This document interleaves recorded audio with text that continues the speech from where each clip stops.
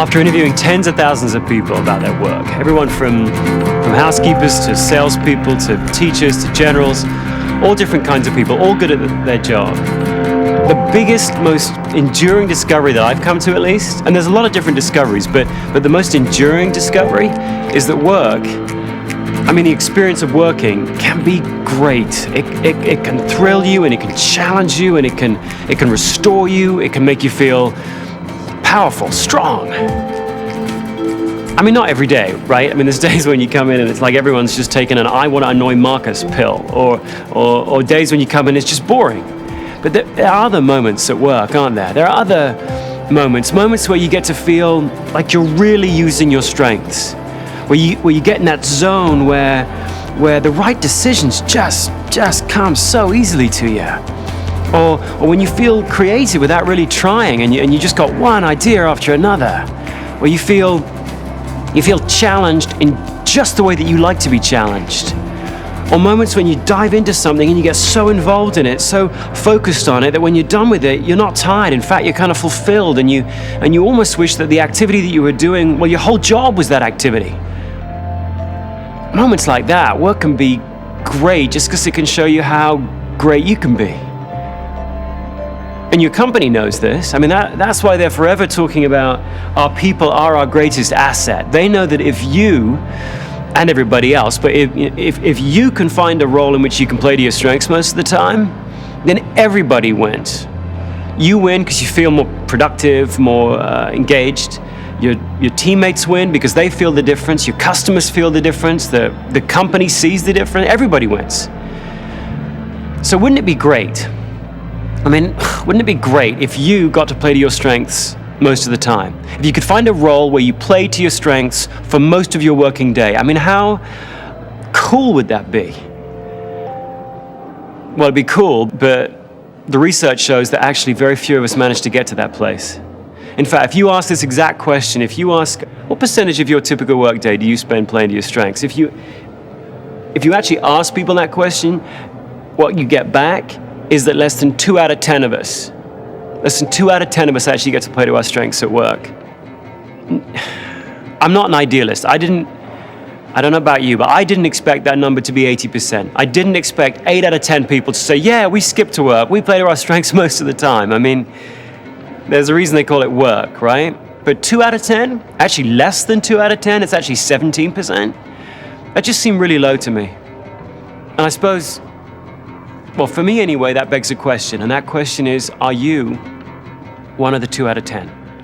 And if you aren't, how do you get to be? Now, it wasn't always this way, was it? It wasn't always this way. When you were a kid, if you think back to when you were a kid, didn't you on some level kind of know instinctively what got you out of bed every day? You knew what classes you wanted to go to, or what teachers you wanted to hang out with, or what kids you wanted to go play with. You just knew instinctively what your strengths were, what strengthened you, and you kind of felt, maybe you couldn't articulate it, but you kind of felt that the world was going to wait for you, and one day you were going to pop out and your unique mark was going to be made on the world. And then sometime between then and now, some part of that childish hopefulness evaporates, doesn't it? It withers away, and we get to work and we're not really sure what our mark is anymore. Now, there's all kinds of reasons why that happens, why I think we lose touch with what our strengths are and what our contribution should be. We gotta fit in, we gotta do what our parents want us to do, we gotta get a job, we gotta pay the bills. And then you get the job, and then you got to do what your boss wants, and then here's your job description, and we got to do what the company wants. So, yeah, maybe some of those things are to blame for getting you off your strengths path. But I think if you look closely, you might find that what's holding you back from really playing to your strengths isn't this other stuff, your boss, your company, your job description. Maybe what's holding you back from playing to your strengths is what you believe. Maybe you've become trapped by a very few myths that you've been told are true, and they're not. If you could explode those myths, and if you could replace them with what's true and really act on it, then maybe you could take back some of the control of your work. And maybe you could spend more time, deliberately, each week, spend more time playing to your strengths.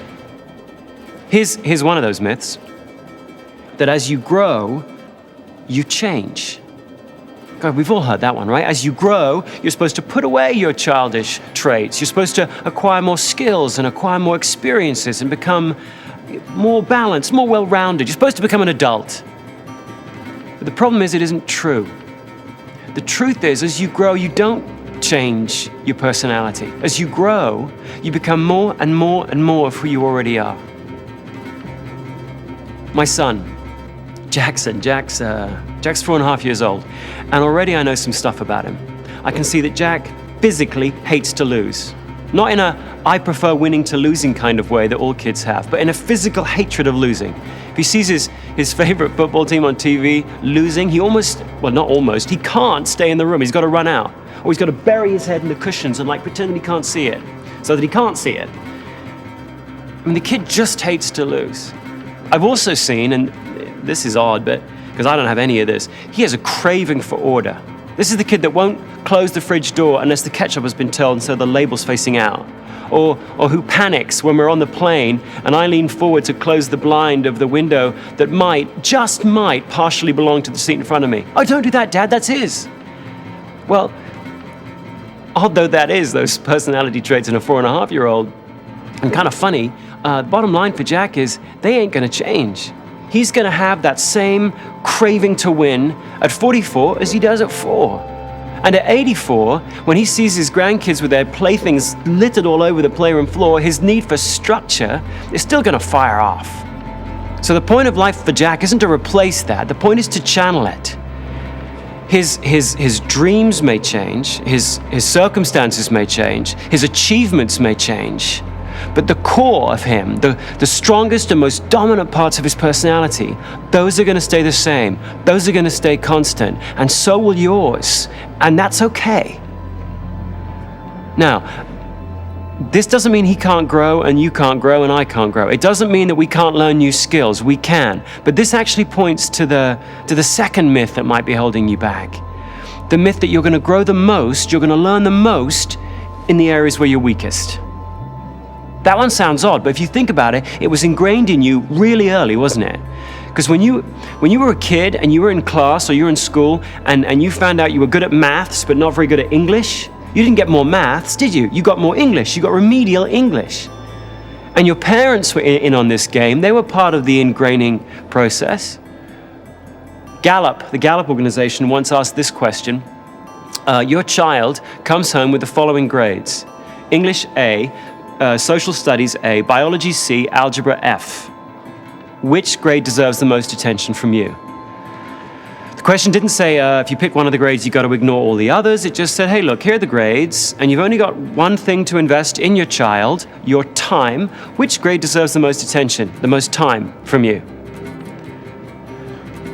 77% of parents would focus on the F. Now, the point here isn't that you should ignore the F any more than you should ignore your own weaknesses. You can't ignore weaknesses. The point is simply, and the truth, if you like, the truth that should replace the myth is that you're going to grow the most, you're going to develop the most in the areas where you already know the most. You grow the most in your areas of strength. In your areas of weakness, yeah, you can learn, but what learnings you gain are achieved with great effort and difficulty, and you don't get very much bang for your buck. I mean, me, growing up, I had a weakness for confrontation. I just wasn't very good at confronting people. I can remember, when I had to try and persuade my dad that I wanted to do something that he wouldn't let me do, I would prepare, I would think about the arguments I wanted to make or the examples that I'd pick, and I even actually rehearsed the actual words I would use. I would be totally prepared, but somehow in the heat of the moment, in the heat of the confrontation, my brain would shut my mouth down. Just couldn't find the words. They'd get stuck in the guzzard or gizzard or whatever this part of the neck is. It's stuck right here. I'd choke every time. Now, going into the workplace, people figured this out about me and they'd counsel me. They'd sort of take me under their wing and say, here's a nice assertiveness training course, go take that. Or they'd give me little tips and hints, some of which, by the way, quite good. Always look people directly in the eye if you want to confront them. Or as they raise their voice, lower yours. All good stuff, and I worked at it and I got better. I got better. I went from terrible to really bad. A much better use of my time would have been to take all that training, effort, and energy and stuff and put it into my strengths. Because if you want to grow, like me, you're going to have to take all your creativity, all your effort, all of your push and your drive, and invest it in those areas where you have some natural strength.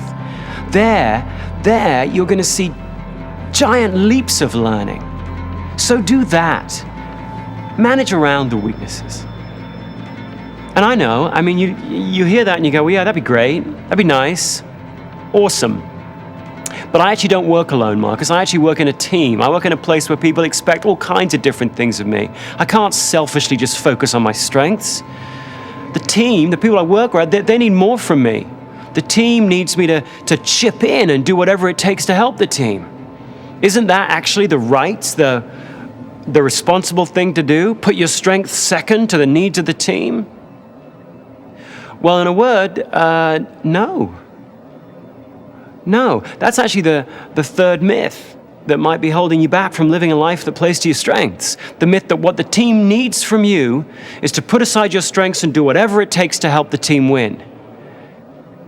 The truth is that what the team needs from you is not to chip in. It needs you to find out what your strengths are and volunteer those most of the time. Because if you look at the best teams, they're not filled with perfectly well-rounded people. The team is well-rounded precisely because each of the players isn't. And I know, just like you do, conventional wisdom's been banging on for years about how the fact that you got to put yourself aside for the benefit of the team. I mean, conventional wisdom resides in cliches, doesn't it? Like there's no I in team. But as Michael Jordan once said, there is in win. I mean, if you want to be part of a really strong, powerful, rocking team, then you're not chipping in, are you? You're figuring out what your strengths are and you're volunteering that most of the time. And hopefully everybody else on the team is doing the same. So if you want to be part of a great team, do that a lot. Figure out what the best is that you've got to bring and then bring it often. Then you'll win. You know, if you want to become one of the 2 out of 10, then above everything else, try and remember this. When it comes to how you spend your time at work, you may have a lot more control than you think. I mean, sure, there's only 2 out of 10 people that get to play to their strengths most of the time, but maybe the only thing that's stopping you from joining them is what you believe. To become one of the 2 out of 10 is not about changing jobs or changing bosses or changing companies. It's about changing what you believe. If you can take those 3 myths that may well be holding you back and explode them and put in their place those 3 truths, I mean, really understand what those 3 truths are, that if you grow, as you grow, you don't become somebody else, you become more and more and more of who you already are, that you're going to grow and develop the most in your areas of greatest strength, and that what your team needs of you most of all is for you to bring those strengths deliberately. I mean, if you can really put those into practice, then you can start taking control of how you spend your time at work. And don't expect dramatic change right out of the gate, because I don't. I mean, you're going to come into work tomorrow, it's going to be the same people, and it's going to be the same company, and it's going to be the same needs, same expectations. But so what? Don't get discouraged. Start anyway. Start taking control of how you spend some of your time at work. Start putting some of your minutes around your strengths rather than around your weaknesses. Don't wait for that perfect job or that perfect company or that perfect boss, because these things may never come. Start today. Start figuring out how you can focus more of your minutes on your strengths this week than you did last week. Start taking control today. Change how some of those minutes are spent at work. Start playing to your strengths.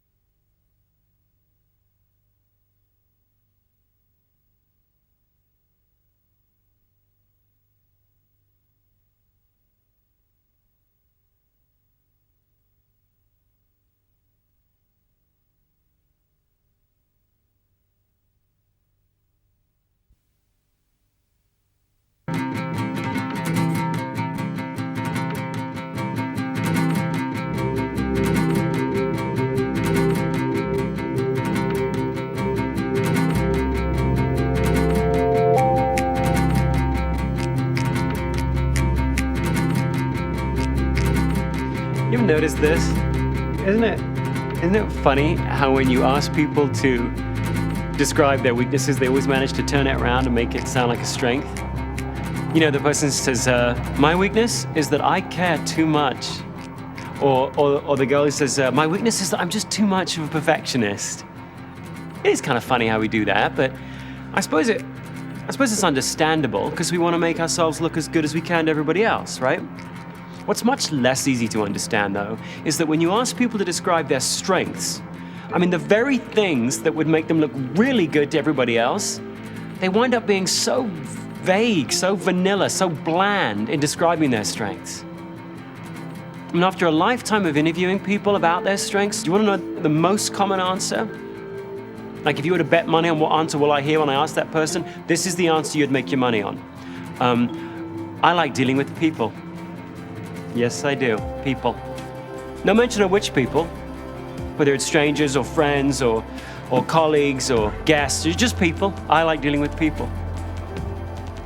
If you're going to get to be one of the 2 out of 10 that plays to their strengths most of the time, that takes control of their day, their hours, their minutes at work, then you got to become good. You got to get really good. You got to get very detailed, very specific at describing your own strengths. I mean, I like dealing with people. What is that? Which people? What are you doing with the people? Are you selling to them? Are you serving them? Are you taking care of them? Are you responding to their needs? If you like selling to them, are you selling to a lot of different people during the course of a day? Do you really like getting to know people who are strangers, winning them over, getting them to like you, then selling to them, then moving on like a retail environment? Or do you like building a really long-term, established, authentic relationship with someone and only then trying to persuade them to buy what you have to sell? Well, boy, those are 2 really different things. Or maybe you don't even like closing at all. You don't want to get a close. You just want to build influence. Well, which one of those applies to you? Or does neither apply to you? But if you're going to get to be one of the 2 out of 10, you've got to get to that level of detail, that level of granularity in describing your strengths. The good news is, I mean, daunting though that sounds, the good news is that isn't actually as hard as it seems. You don't need a psychologist or a manager or a teacher or an HR department even to tell you what your strengths are. You can do this because your strengths have certain signs to them, certain sort of telltale signs, characteristics. And if you look back at your week, last week at work, and you try and look for those signs, you'll be able to filter them out and I think be able to see from those signs what your true, most dominant, most powerful strengths are.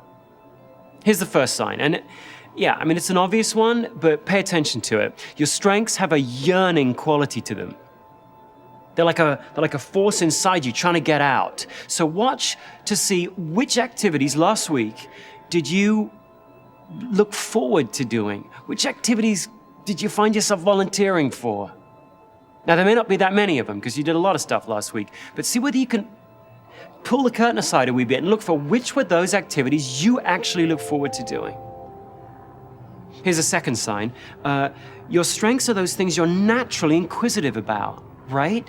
When you start doing an activity that's around a strength of yours, you don't struggle to concentrate, do you? Your mind doesn't wander. You're like in the moment, you're in the zone, you're focused, you're concentrated. Time just sort of zips by and you look up and like a whole hour's gone by.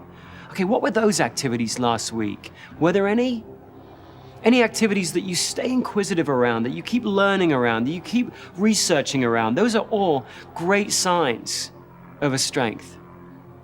And then last, your strengths have this restorative quality to them, don't they? When you're done with them, you may be physically tired, but you're not psychologically drained, you're not empty, you're not depleted. You're actually uplifted, you're sustained, they fulfill you. That's actually why you want to do them again, because you want that feeling again. Okay, look for those activities. Were there any activities last week that left you feeling kind of magnificent? What were they?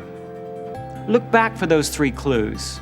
Which activities did you look forward to? Which activities did you stay inquisitive around and in the moment? And which activities left you feeling strong and magnificent? You see anything? Really, try it. Just look back. Do you see anything emerging? Any activities, any patterns there last week where you can see some of those signs, when I do that, three things come to mind for me. Three strengths sort of come to the fore.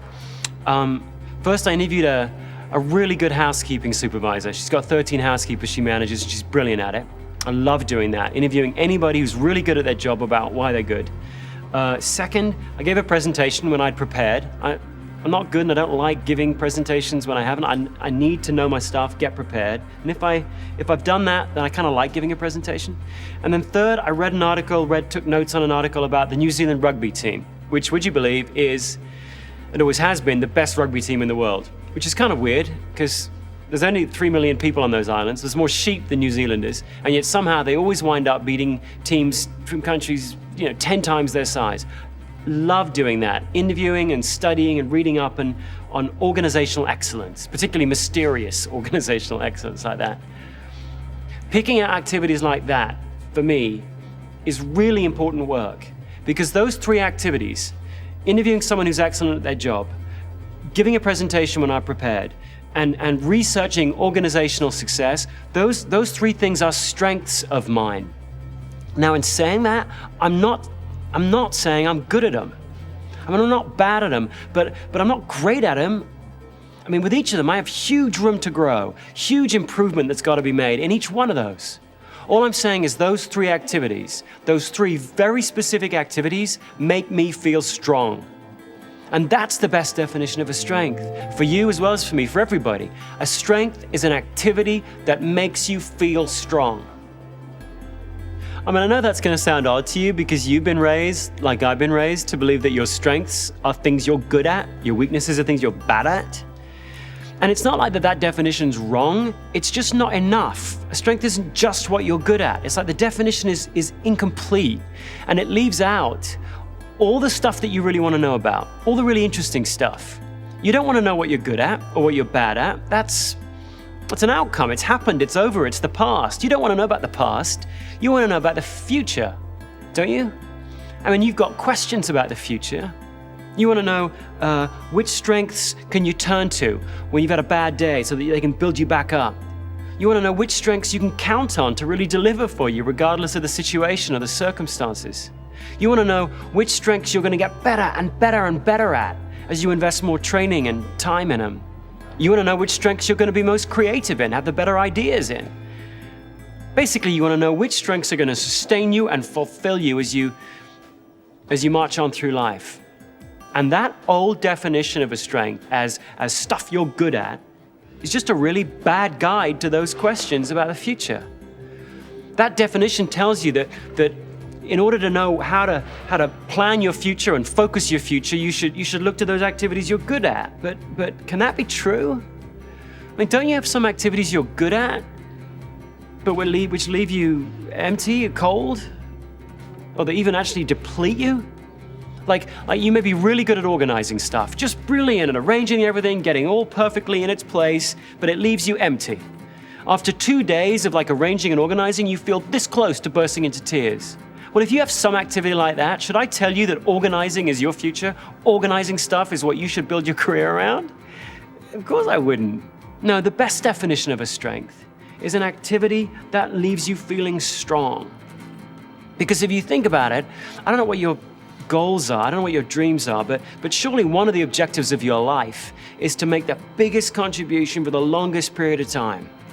Well, if you're going to do that, whatever field you've chosen, if you're going to do that, you've got to base that contribution on activities themselves that strengthen you.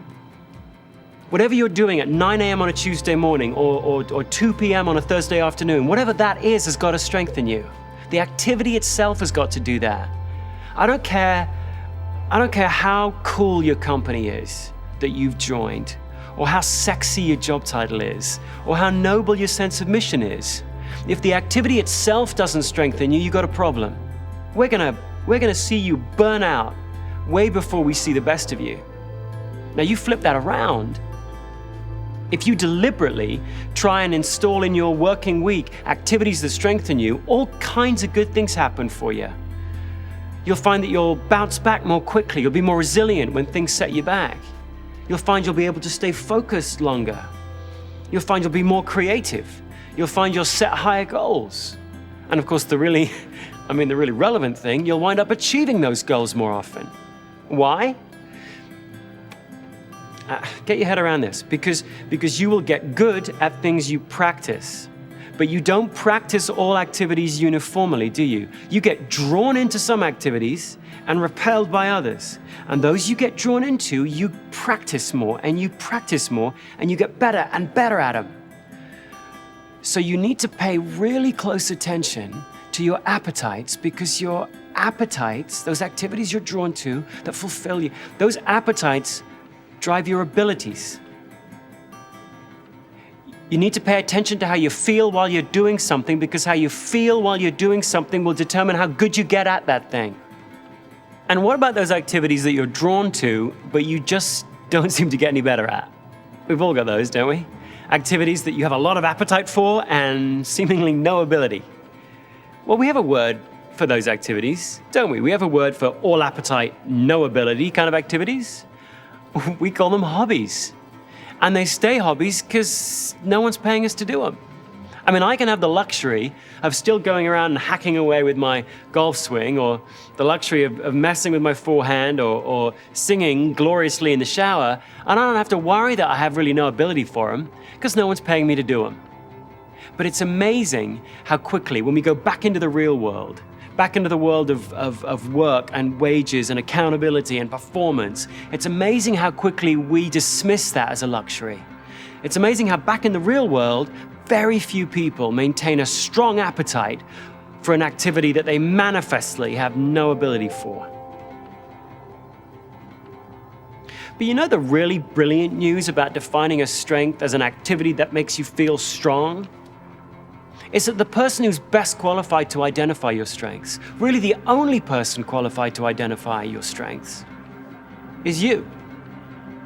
With the old definition, an activity you're good at, well, really the least qualified person to identify your strengths is you. Because you'd either be too hard on yourself or too generous with yourself, depending on how fragile your ego was. So right from a very early age, you were taught to look to somebody else, somebody outside of you, to confirm or deny what your strengths were. At school, you looked to your teachers, didn't you? At home, you looked to your parents. At work, you were taught to look to your manager and your HR department and that child of theirs, the performance appraisal. But with this new definition of a strength as an activity that makes you feel strong, you don't have to look to anyone else. You know better than anyone else does which activities you're drawn to and which repel you. You know which activities fascinate you and which bore you. You know which activities fulfill you and which leave you feeling cold. You know better than anyone else does if you feel fulfilled and excited meeting new people and winning them over and getting them to like you. If you say you love that, no one can say, no, you don't. They can say, you know what, there's better ways of doing that. They can say, here's a really nifty new way of networking with people. They can even say, hey, look, Marcus, you know what? Sometimes your need to get people to like you and your ability to do that gets in the way of making a sale, or gets in the way of serving a customer, or some other such outcome. And that's okay. You should keep your mind open for feedback like that. That is totally legitimate performance feedback. But what no one can tell you better than you is which activities you love and which you loathe. No one can tell you which activities make you feel strong and which make you feel weak, which fascinate you and which bore you to tears. Here, your perspective is, and will always be, sure and true. So trust it. Look back at your activities last week. Look for those telltale signs of a strength. Reclaim them. No one knows them better than you.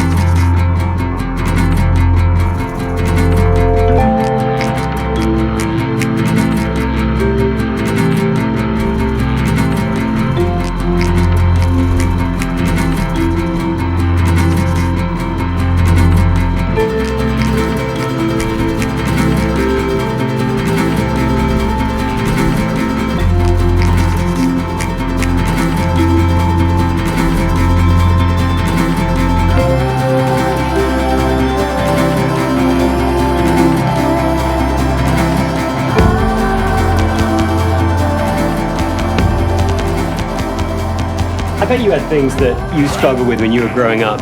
I mean, we all do, don't we? Maybe you weren't as good at sport as you wanted to be, or maybe you struggled with reading, you were dyslexic, or maybe you just weren't as tall as you wanted to be. I mean, we've all got stuff as a kid that we struggled with. Me, I had a stammer, or a stutter, you might call it.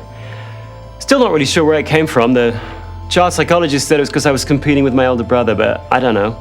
All I know is that for most of my childhood, most words were just unpronounceable for me. I mean, I had this long, difficult name, I could barely get it out. But the weird thing was that even though every word was a potential trap for me, I don't know why, I couldn't stop putting myself in situations where I would have to make my mouth perform.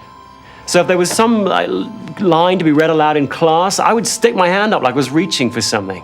Or if there was a part begging in the class play, I'd be first in line to sign up for it. And sure, I was scared. I mean, I was petrified, actually, might be more accurate, but I couldn't stop myself from volunteering for it. And even though most of the time my mouth did fail to perform and I wound up sort of embarrassing myself, when I was done with it, I didn't feel drained and small. I sort of felt energized in a weird way, so much so that if there was another time when a speaker was required, up would go my hand again. I think all strengths have that quality, don't they? They have a kind of I can't help but quality. And even though right before you do them, you might hear that little voice going, maybe you shouldn't do this. Maybe you're not good enough to, maybe you'll mess up. There's a much bigger voice that comes in going, hey buddy, you can't help it. You gotta do it, you got no choice. And so, up goes that hand again. They're like a force of nature, your strengths. But like all forces of nature, they can go to waste. So it's up to you to harness them. The real challenge of life is not, as some people think, to sort of conjure new forces from within. The real challenge of life is to free up and focus the forces that are already there. And of course, that freeing process isn't about some huge leap from one career to another. It's an incremental journey, isn't it? It's kind of a day by day, week by week thing. And that journey begins once you've identified your strengths with one critical step, a step which if you fail to take, it sort of makes everything else you do irrelevant. It's this: you need, and this is going to sound obvious, but you need to deliberately seek out situations that call upon your strengths. It sounds obvious, but it's amazing how many people trip up at that step or just assume it's going to happen inevitably, and it doesn't.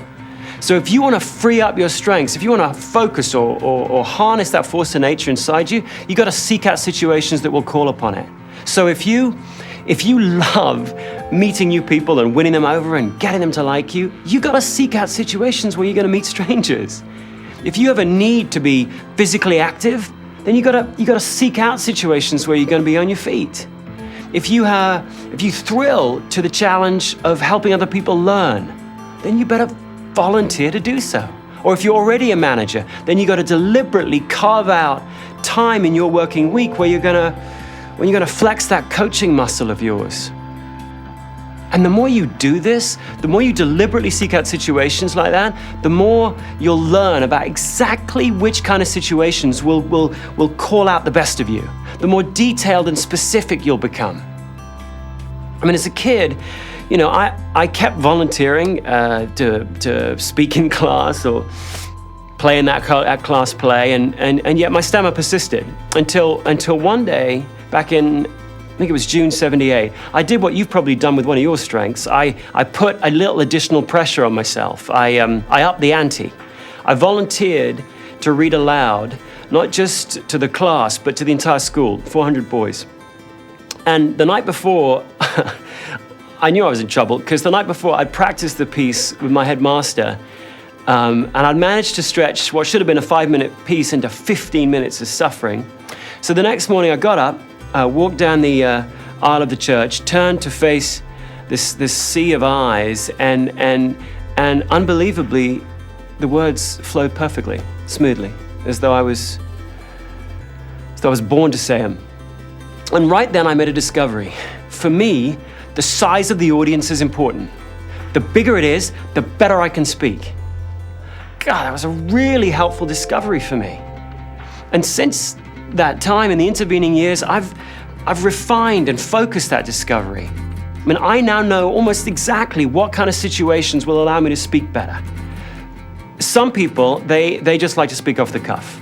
You're in a meeting with them, and you say, hey, Johnny, could you stand up and give us 15 minutes on Project X, would you? And they jump up, they're not prepared, but they love it, they're extemporaneous, the words come perfectly. Me, I'd be terrible at that. I'm rotten at that, and I loathe it. I need to be prepared. Some people like to jump up after dinner. They'll tell a joke, they'll make a speech, they'll make a toast, they're fabulous. Not me. I'm rotten at that again, terrible, hate it. I need a formal setting and a serious subject, then I can do it. So if I put those kinds of insights together, what that means for me is that each week I need to be looking for opportunities to give a well-prepared, seriously focused speech or presentation to a large group of people. Any week which has any element of that, either the preparing part or the presenting part, is going to be a really strong week for me. Seek out situations that call upon your strengths. Boy, that just sounds so straightforward, doesn't it? But as the research shows us, so few of us actually manage to do that very often. And it's understandable why that would happen. Because when you go to work, your time isn't your own, is it? You go to work and there's lots of people just clamoring for a piece of you. There's your customers, your teammates, your manager, and they're all good people, at least most of them are. They're all well-meaning people. They've all got good requests and good needs and good expectations of you, and you surely got to be there for them. But remember this, those people don't know your strengths, and that means they don't know where you have the most to give. They don't know where you're going to be the most creative. They don't know where you're going to be the most productive, but you do. And that means you've got to take some of the control back. You've got to take some of the control back of your time and figure out how to deliberately put yourself in those situations that call upon the best of you, that allow you, indeed push you to make your greatest contribution. Now, I'm not suggesting you swan into work and demand only to do those things that play to your strengths. No one would want to work with you if you did that. All I'm saying is that maybe at 5 o'clock on a Friday, or maybe at 8 o'clock on a Monday, you ask yourself, this week, what 1 or 2 additional situations could I put myself in that would call upon my strengths? Just ask yourself that each week, ask yourself that. And I'm not suggesting that each week you'll be able to put yourself in those situations every week. The world's not made for your happiness, is it? But I do think that if you took it upon yourself to think about those situations and actually go and ask someone, go ask a teammate or a manager and say, look, this is a strength I'm trying to play to. This is why I think it's going to help the team. I think you'll be amazed by how easily small things like a shift or a meeting or a schedule can be changed. And once you've done that, once you've put yourself in situations that really call upon the best of you, you'll see that there are other steps that you can take in this freeing journey of yours. You can challenge yourself to think out, maybe there are some new tricks, new techniques that I can use to really focus that strength of mine. Or maybe there are new skills you can actually go and learn that will help you to sharpen the strength.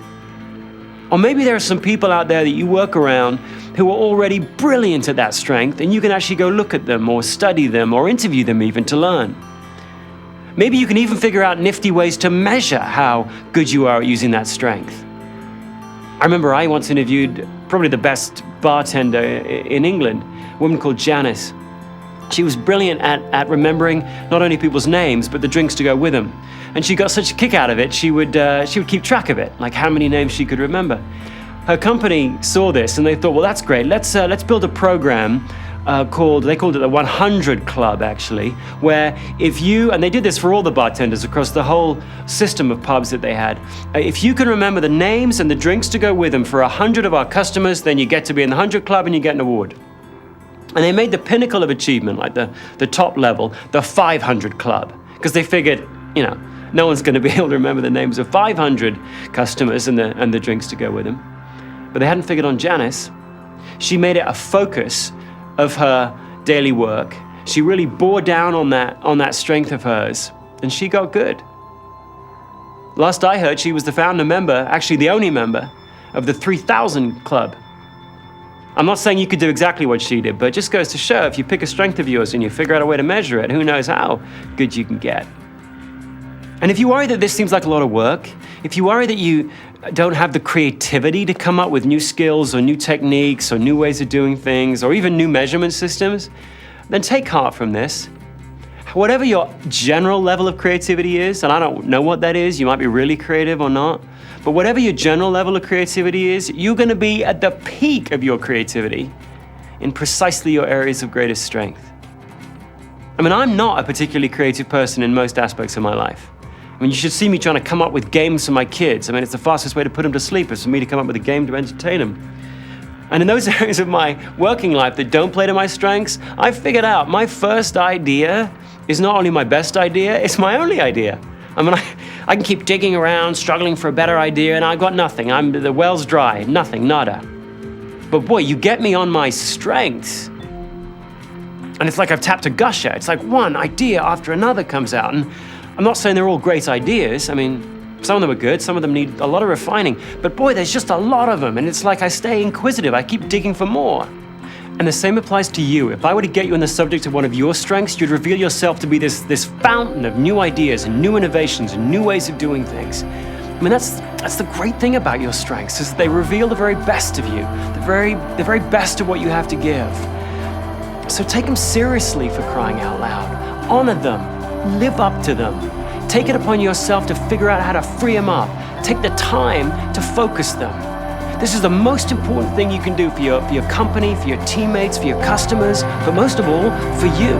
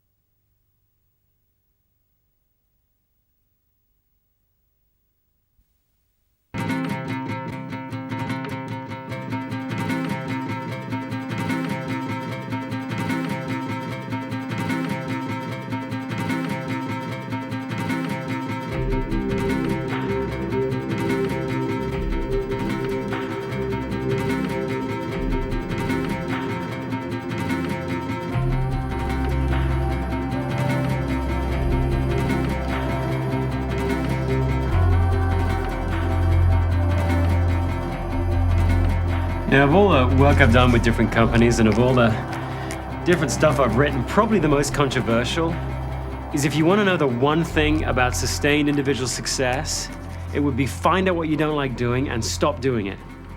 Find out what you don't like doing and stop doing it. People seem to have a really hard time with this one. They look at me and give me that "yeah, right" response. You know, I'll say, well, if I don't like talking on the phone, I should just not talk on the phone. Yeah, right. Or if I like starting projects but I don't like finishing them, I should just quit finishing them. Yeah, right. Or if I don't like doing emails, I should just not do emails. Well, yeah, right. Nothing's as straightforward as that, is it? I mean, we're always going to have some parts of our job that we don't like doing. That's why they call it work. My point was just that you've only got a certain amount of time to invest in your achievement at work, and the time spent on activities that weaken you, and that really is the best definition of a weakness, as an activity that weakens you, it's just not a very good investment of your time. It's actually a bad investment of your time. How bad? Well, bad in the sense that you don't get a good return. You know, you can practice and practice and practice the activity, but just like me with my weakness for confrontation, you go from terrible to rotten. Or bad in the sense that it's really hard to concentrate on that activity and you don't come up with many good ideas, you're not very creative. Bad in the sense that you don't set very challenging goals for yourself, and even if you do, when you meet an obstacle or a bump in the road, you don't feel that oomph to kind of redouble your efforts and keep going. bad too, I think, in the sense that the time right after you do the activity isn't back to normal time, is it? When you're done with activity, you feel down, sort of downer time. You feel weak, about you're least able to contribute. And I think finally, bad in the same way that economists call an opportunity cost. Because you've lost that time that you've invested in a weakness, and you can't get it back, you can't reclaim it, you can't lease it back from someone. It's gone, permanently gone. And so you forever lost the opportunity to invest that time in one of your strengths. So yeah, in a word, that's a bad use of your time. If you want to make the biggest contribution for the longest period of time, you got to take responsibility for identifying those things that weaken you and then deliberately try and veer away from them. I'm not saying you'll ever get it down to zero. I mean, maybe you will, but few of us are that lucky. But I think for most of us, it's a matter of degrees. If you can deliberately veer away from those activities, or try to, then there's no reason why you can't, over time, get it down to about, I don't know, a quarter of your day. Maybe a quarter of your day given over to things that drag you down. That's not gone completely, but it leaves a big old chunk of time, 3/4 of your day, that you could then deliberately fill with activities that strengthen you. And that's the point, really, isn't it, of minimizing your weaknesses? Not so you'll have less work to do, but so you'll free up a big chunk of time so that you'll be able to invest that in your strengths and so contribute more. Well, all well and good in theory, but how do you actually do it? I mean, we all live in the real world, don't we? How do you actually minimize the time you spend on an activity that weakens you? Well, before you try anything else, maybe the activity that weakens you could lend itself to the simplest solution of all. Just stop doing it and see if anyone cares. I know that sounds crazy and you're thinking, well, I can't just do that. Before you dismiss it, just look at the activity. Remember, I once interviewed a great salesperson. She was fantastic, but she hated filling out her call reports. Now, she did it because she was responsible, but every week it would drag her down. I think she would still be doing them today if she hadn't one day wandered past her manager's office and seen him feeding them carefully into the shredder. She knocked on the door, went in and said, "Hey, you have any idea how long it takes me to fill those out? Do you even read those?" And he said, "No, actually I don't. They were something that my predecessor did." She goes, "Well, do you mind if I don't do them?" He goes, "No, it's fine." Now, I'm not saying it's going to be as easy as that for you, but my experience at least is that companies are really good at starting new work streams or starting new projects or activities and terrible at stopping them. It's like they send satellite after satellite up into orbit and then leave them spinning around, circling up there, never to come down, just hanging over us. So before you try anything else, just look at the activity. Is it necessary? Does actually someone benefit from it? If not, maybe you could stop it. See if anyone cares. Now, maybe it is necessary, in which case you can't just stop it. The next most obvious thing to try is see whether or not there's someone out there who is actually strengthened by the very activity that weakens you. Is there someone out there who loves what you loathe? You think that'll be hard? Think there's no one out there that could love what you loathe? Well, think a moment longer, because the weird and wonderful thing about strengths and weaknesses is that no two peoples are quite the same. What strengthens you might weaken someone else and vice versa. And initially, I know I'm this way, you're so close to your own strengths, you're so familiar to them, that you can't quite imagine that anyone else sees the world differently than you. But look around and you may actually see that although, you hate numbers and hate the admin stuff, and you can't quite conceive of the fact that someone out there could actually love it. I mean, you think, well, yeah, maybe someone could put up with it for a while, but love it? No, never. But if you look around, you might actually find there is someone like that. Someone who gets jazzed by the very things that bore the living daylights out of you. And actually, if you look even further around you, you'll see that the most effective people, the most sustainably effective people are brilliant at finding just the right partner. Someone who's thrilled by what bores them. And in fact, if you look at the great companies out there, the great organizations, many of them are actually founded on really strong partnerships. I mean, for the 10 years between 84 and 94, the Walt Disney Company was built on the partnership of Michael Eisner, the competitive strategist, and Frank Wells, who was wonderful at building one-on-one relationships with the executive team. at Home Depot. Home Depot was built on the partnership of Bernie Marcus and Arthur Blank. Marks and Spencer was built on the partnership of Mr. Marks and Mr. Seif. At Hewlett-Packard, it was built on the partnership of Mr. Hewlett and Mr. Packard. Wherever you look, there are these wonderful, effective partnerships. Now you may say, well, of course these guys can find just the right partner. They're the chief executive, for crying out loud. But actually, I think the causal arrow goes the other way. These guys got to be the chief executive, the leader of the company, because they were so good at finding the right partners. Maybe if you wanna minimize one of your weaknesses, maybe you can do the same. Look around, ask about. I know people don't wear their weaknesses and strengths tattooed on their arm or sort of stenciled on their forehead, so ask around, look, observe, see whether you can find someone who finds things strong that you find weakening. And if you find someone like that and you want to hand it off to them, don't feel guilty. Handing off to somebody some activity that strengthens them is not inconsiderate, it's not irresponsible. It's actually freeing both of you up to contribute more. You don't like it, he does, so do it. Remember, boring is in the eye of the beholder. Now, if you can't find the perfect partner, if you can't find that guy, then okay, you're going to need another tack. And here's another one that you might want to try. Offer up one of your strongest strengths and see whether you can experience some success at that, and then parlay that success gradually into a new, changed role that is made up of that strength most of the time. I once interviewed an incredibly effective executive whose real genius, whose real strength was starting things up. She was brilliant at beginning a new project, swooping in, identifying all the different variables at once within it, and then figuring out how to arrange those variables into the most effective configuration. So she loved startup. What she loathed was implementation. Now, the conventional wisdom would have told her, hey, look, suck it up. If you're going to get better at your job, if you're going to grow your career, you're going to have to get a lot better at implementation. That is an area of opportunity for you. But she actually tried a different tack. Once she'd gotten over the guilt of not being this beautifully, perfectly well-rounded executive, she decided to keep offering up that startup strength of hers. She sought out projects where it was needed, or she volunteered it to teams where it was missing on the team. And gradually, over time, she became known as the startup expert in the company, the startup queen, as she was known by her boss. And now as she looks back, she can actually see that her career, a very successful career, is actually made up of a series of 18-month gigs, 18-month assignments, each one of them using that startup strength of hers. And then, of course, there were people afterwards coming behind her whose particular strength was implementation. They hated the chaos of startup. They wanted to implement something that had already been arranged. Well, maybe you can do the same as she did. Maybe you can find a small stream in which your strengths can flow and then carve it into the Mississippi. Now, maybe none of those tactics will work. Maybe you can't stop doing it because it's necessary. Maybe you can't find the perfect partner. And maybe you can't gradually navigate away from it. In which case, don't give up quite yet. There's one other tactic you might want to try. See whether or not you can just change your perspective on the activity. You're not going to change the activity, just change the way you look at it. And of course, if you're going to do that, the perfect perspective to look at it is your strengths perspective. So look at it through the lens of one of your strengths.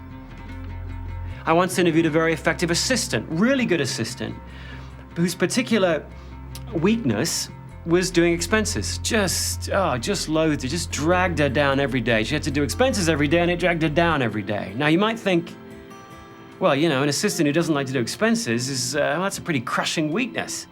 But she did have a strength. She was very competitive, loved scores, numbers, loved keeping track of it all. And so rather than just bemoaning the fact that she'd be dragged down by a weakness every day, she actually chose to look at doing expenses through the lens of her competition. She chose to make a game of it. She would keep track of how much she could get done in a certain period of time, or she'd keep track of how fast she could get it done, and she'd have little personal bests of hers. And weirdly, this sounds odd, but weirdly, it became for her almost a Zen-like moment in her day, something she almost looked forward to. I'm not suggesting you'll be able to do exactly what she did, but maybe by looking at your weaknesses through a different perspective, a strengths perspective, maybe you'll be able to have them be just a bit of a less drag on you. I mean, if you hate doing budgets, but you love serving guests, maybe you can see how doing the budgets will serve the guests. If you love working on a team, but hate planning meetings, maybe you can come to see how the planning will help the team. Maybe if you love doing the right thing, that's what makes you feel strong, but you hate getting in the middle of an angry customer complaint. Maybe you can come to see how sort of rejig things in your mind to see how resolving that complaint will serve your value system. Now this does involve a little bit more mental gymnastics than the other tactics, but hey, if you can change your perception on it, maybe you will actually change your reality. You know, if you look around you, just look at the people in your life that you would consider to be lastingly, highly effective people. Just look at those people for a minute. I think what you'll see, I mean, if I do it with those in my life, I see that what has made them so effective is less about what they chose to do and more about what they chose not to do. It's less about how many doors did you manage to open and more about which doors did you have the self-discipline to close. It's less about all the stuff that you accumulate and more about what do you have the discipline to cut away. I mean, look at those people in your life.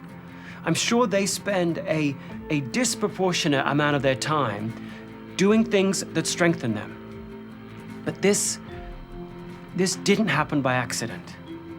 They kept their senses, over weeks, over months, over years even. They kept their senses finely tuned to those activities that weaken them. And they didn't try and change that. They kept their senses finely tuned to those activities, and then with great deliberateness, great precision, and little guilt, they cut them out of their life. If you want to make the longest possible contribution in your life, which I think is what we're here to do, make the greatest contribution that we possibly can, if you want to do that, then you should do the same as they did. Identify those activities that weaken you, and then edit them out. Or more simply, find out what you don't like doing and stop doing it.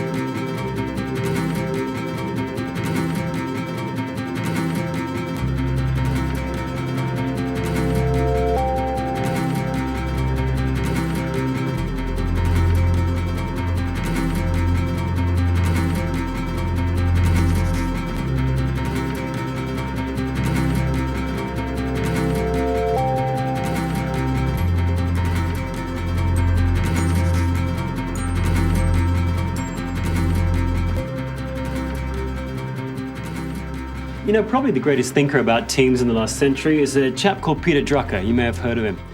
He basically said that whatever team you're on, all teams, whether at home, at work, at play, all teams fall into one of three categories. It's either a solo performance team where each person's part of a team, but they come up to bat, as it were, all by themselves, like a baseball team or a cricket team. Then there's the highly choreographed team where everybody plays together and functions together, but only because each person has a very, very preset role. And the team works because each person sticks in that role, a bit like an orchestra. And last, there's the highly improvised team. Here, each person is assigned a preset role, but then they're expected to improvise like crazy along the way according to the needs of the moment or the circumstance. Now, I don't know what of those three, which one you're on, which kind of team you're on, but trust me, you are part of a team. And that means that your success depends upon the contributions of other people, and that their success depends upon what you contribute to them. And that means that you're going to have a lot of conversations with people about what your strengths are, about which activities strengthen you, about where each person can rely on you the most.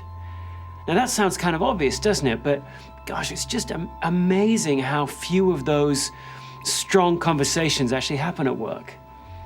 In fact, in a recent poll I did, I asked people, when you and your manager and your teammates discuss your performance with you, what do you spend most time talking about? 40% of people said we talk about my weaknesses. 35% said we just don't talk about that stuff at all. And only 25% said we talk about my strengths.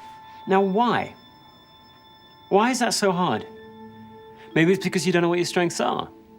Or maybe it's because you just don't have the opportunity to talk about them. Just in a regular working day, it just doesn't come up. Or maybe it's because you don't want to come across like a braggart, someone who's just so high on herself she has to prance around telling everyone how brilliant she is. That's kind of weird, isn't it? I mean, think about the last time you talked to someone about your strengths and it didn't feel like you were bragging. Or the last time you talked to someone about your weaknesses and it didn't feel like you were whining. It's odd that, isn't it? And flip that around. If you find yourself on the receiving end of that conversation and someone comes up to you and talks to you about their strengths, you're not quite sure what to do, are you? I mean, it's like you want to go up to your boss and say, well, I'm strong at this, or this activity strengthens me, and the chances are your boss is going to look back at you with a shut up and go back to the salt mines kind of expression. But whatever the reason, remember this, a team functions best when each player knows what they can rely on the other people for. And given that, you owe it to your teammates to tell them what your strengths are. You owe it to tell them which activities strengthen you. You owe it to tell them where they can rely on you the most and where your shoulders are broadest. If it's going to feel a little weird at the start when you do it, and it probably will, then don't worry. Practice. Do it often. Practice a lot. I mean, you've got to tell them in detail, vividly, what it is that strengthens you. If you like having a million things going on at once, then tell them. If you like functioning under really tight timelines, you're at your best under that pressure, then tell them. If you love the challenge of winning over strangers and getting them to like you, then tell them. If you're one of those people that makes long lists every day just so you can cross things off them, then tell them. Or if you just love competing against someone else and pitting yourself against a peer on a level playing field and winning, and you love that, then tell them. Not to brag about it, not to claim that you're better than anyone else at it on the team, but so that they can know where they can rely on you. I mean, your team needs to know where they can expect to see the best of you, where your shoulders are going to be broadest. And of course, your strengths are the answer. So go have a strong conversation with someone. Pick someone out. Pick someone that you trust, someone who you know cares about you, someone who you're safe with. Pick someone like that, and then go tell them which activities strengthen you. Tell them where they can rely on you the most. And when you're doing it, by all means, ask for help. And I don't mean help as in, help, I'm really busy, just can you take some of the stuff off my plate? I mean, you could ask that if you want. But I mean help as in, hey, look, here are some activities that really drain me, that really frustrate me, that weaken me. And when these activities come around, I'm going to need a lot of help from you. Now, it's such a shame how few of these I need some help conversations happen at work. I suppose it's because we're not supposed to have weaknesses at work, right? We're supposed to be this sort of perfectly well-rounded person who comes into work with no weaknesses at all. I mean, why ask for help in an area of weakness when conventional wisdom tells you that if you just worked at it, you could turn a weakness into a strength? Well, you now know you can't turn a weakness into a strength. You now know, I think, your weaknesses, those activities that weaken you, are going to be around in some form or other for, well, probably your entire life. So you can't turn them into strengths, but you can manage around them. And of course, the best way to do that is to ask someone to help you. Who knows, maybe this person is strengthened by the very thing that weakens you. Or maybe just by sharing what weakens you, this person will know when you're going to be struggling a little bit, when they're going to need to be just a wee bit more patient with you, or when you might be just a bit down and you might appreciate a bit of a joke and a bit of a laugh to perk you back up. And of course, by sharing that way with them, by being a little bit vulnerable with them, you free them up to be able to share with you where they might need some help from you. But whatever the form of this help and whatever the form of this sharing, whatever the place this conversation happens in, remember this, there's one level of power in your awareness of your strengths and weaknesses. There's still another level of power in their awareness of your awareness, and even more power in your awareness of their awareness of your awareness. Got that? And if you're a manager, if you manage people, well, you of all people should be having lots of these strong conversations. Sit down and ask each of your people, hey, where should I expect the best of you? Where should I lean most heavily on you? Where am I going to see you at your very best? And then flip it around. I mean, where am I going to have to tread lightly with you? What are the activities that I'm going to have to help sort of veer you away from? And when you, by the way, when you have those conversations, your primary role is not as the manager to go, yes, you're right, these are strengths, and no, you're wrong, these are weaknesses, or whatever. Your role isn't to bless these strengths and weaknesses and confirm that they're true, because the person knows what strengthens them and what weakens them way better than you do. Your role is to listen to the person, to affirm what they're saying, and then hopefully offer action suggestions as to how to do more of their strengths and less of their weaknesses. And if you do that, I'm not suggesting that every single time you'll be able to immediately say, hey, look, here's what we're going to do to veer away from your weaknesses. I'm not suggesting you're going to be able to do that, because, you know, sometimes you're just going to have to say to the person, look, I'm sorry, look, right now you're just going to have to suck it up and do it. But you probably should have a long-term plan as to how to move this person toward their strengths and away from their weaknesses. I mean, in the end, that's what great management's all about, isn't it? Have you ever noticed that when you go into a really great restaurant or a hotel or a department, it just feels different? You can't quite pick up on why, but somehow in a blink of an eye, your subconscious tells you that there's something different about this place. Have you noticed that? Well, I've dug into thousands of great workplaces like that, and when you really get down into it, what's happening in these workplaces is that the people at work here are having lots of these strong conversations. They've identified their own strengths and weaknesses, but then they've taken it to another level. They've had conversations with others about these strengths and weaknesses. They've talked about where you can expect the best of me and where I'm probably going to need a bit of support. They've reached a level of trust with one another, a place where they don't feel they have to protect themselves quite so much, where they don't feel like that they have to pretend that they're all things to all people, that they're somehow perfect, that they're good at everything. A place where they feel challenged to volunteer the best of themselves, and where they know exactly where they can expect to see the best of somebody else. And the wonderful thing is when you reach that place, your whole physiology changes. You sort of sit up straighter and you push your chest out and you straighten your shoulders and you breathe more easily and you lose the hunch of the back and the furrow of the brow. And we, your customers, your teammates, we pick up on this. I mean, this is what our subconscious is registering when we walk into your department or your hotel or your restaurant. This is what draws us in and what draws us back time and time again. So if you want to create this in your department, if you want to build this on your team, then go lead by example. Go tell someone where you have most to give. Go tell someone where you need their support. Go volunteer the best of you, and then go ask for support and help where you need it. Go make someone else aware of what you're aware of. Go on. Go share your strengths.